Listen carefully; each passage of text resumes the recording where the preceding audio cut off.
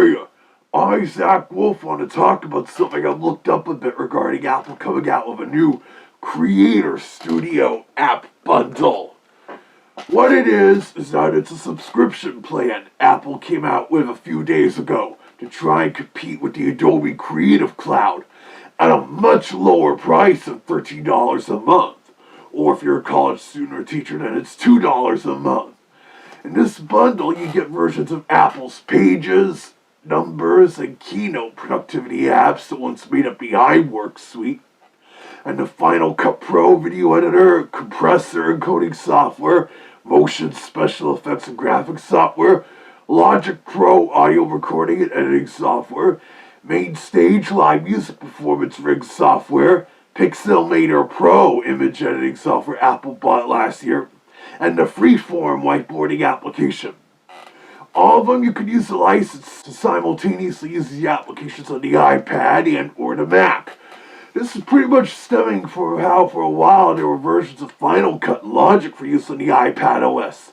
Initially just the M series iPad Air Pro, but now also on all current iPad models. While I find the concept kind of neat, I just can't see myself editing video on an iPad very much. I'm old-fashioned. I'd rather edit my videos on an actual computer, even a laptop like my souped-up M1 chip MacBook Air. Even if I shoot the footage on my iPhone 14 here, I'll still import it into the Mac and edit it there. With the Creator Studio apps, with what made up the iWork suite, you can download those for free and play around on the Mac or iPad, especially if you don't already have them installed. Especially since for a while now, Macs come with Pages, Numbers, and Keynote already pre-installed, after being sold separately as the iWork suite from 2005 to 2017. But as for Final Cut Pro and Logic Pro and such, this is of course a similar strategy to Adobe's Premiere Pro and Audition for both Windows and Mac as well. You gotta have a subscription in order to use those versions, as well as the pre-existing iPad versions of Final Cut Pro, Logic Pro. You gotta sign up for the aforementioned subscription plan with a 1-month free trial option for the suite. But, and this is a big but, if you already have the fully paid permanent license Mac versions of Final Cut Pro, Logic Pro related apps installed in your Mac, then you can keep using them and get all those new premium features by default without having to pay the extra. They're now technically separate apps from the Creator Studio versions, as differentiated by their icons, looking more like neon signs in the Creator Studio versions of the apps. As such, those icons seem barely recognizable for what they do. For all we know, the new Creator Studio Final Cut Pro icon could easily go to some other video editing application. I remember when iMovie also used to use a clapperboard icon from 1999 to 2007, before switching to a Hollywood star icon they still use to this day. I would assume this is also how the Creator Studio versions of Motion and Compressor and MainStage and Pixelmator Pro also work, compared to the permanent lifetime license versions of those. As for the iWork apps, as I said, you can still download and use the Creator Studio versions of those for free, but with the subscription you get some additional premium AI-based features.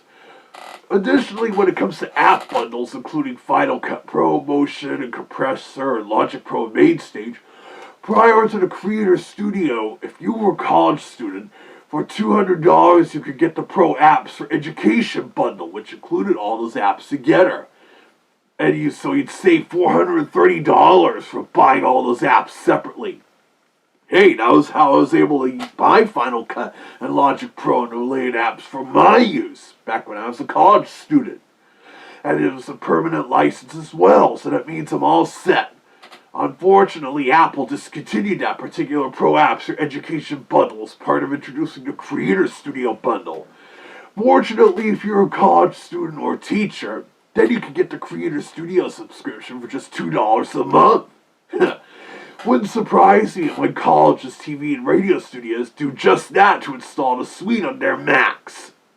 I also noticed that the Mac-compatible Creator Studio versions of Logic Pro and MainStage require an Apple Silicon Mac to work, While for now the permanent license purchase versions can still work on Intel Macs, although Final Cut's new AI-based transcript search and visual search features through your library require an Apple Silicon Mac. But for the time being, you can also use the Apple Creator Studio versions of Final Cut Pro and Compressor and Motion on a compatible Intel Mac for the time being, but without the AI search features I just mentioned. And again, if you already have the permanent license versions of Final Cut Pro, Logic Pro, Compressor, Motion, and MainStage, you can still use all of those at no additional fees with all the new features being advertised for Creative Studio equivalents. Or if you got money to burn, as in this post, you can still purchase those permanent license versions of Final Cut Pro, Logic Pro, and their related apps.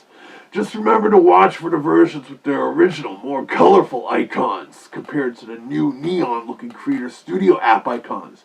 Then you won't have to deal with the whole monthly or annual subscription thing, as it also includes apps you might never use at all. In that case, I can understand, as with others like the Adobe Suite, I don't use the whole Creative Cloud suite there, mostly just Photoshop and Premiere Pro and sometimes Audition, but that's it. But then again, it's also like when a new version of Adobe Photoshop or Premiere could come out every year and you have the urge to upgrade. So there's at least one of the benefits of a subscription. It's also why I went the subscription approach with Cyberlink's Power Director editing software, which comes in a Mac version and is way more capable than iMovie, but in some ways falls behind Final Cut Pro, Premiere, DaVinci Resolve, and whatnot. But it's still cheaper than an Adobe subscription.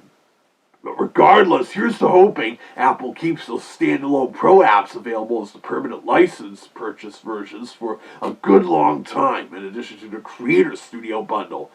Especially since I've been using Final Cut Pro to make YouTube poops for almost 14 and a half years, and have been making them exclusively on Final Cut for nearly 11 years now. Time sure flies, and it just keeps getting better and better for it, thanks to adding features like motion tracking and their more useful AI features, like their voice isolation tool and their magnetic mask effect. In a way, Final Cut Pro has pretty much become Apple's equivalent to Magic's Vegas Pro for Windows. But now you guys have the inside scoop on what's really going on with Apple's Pro Media creation apps, and that there is a legal alternative to the Creator Studio subscription.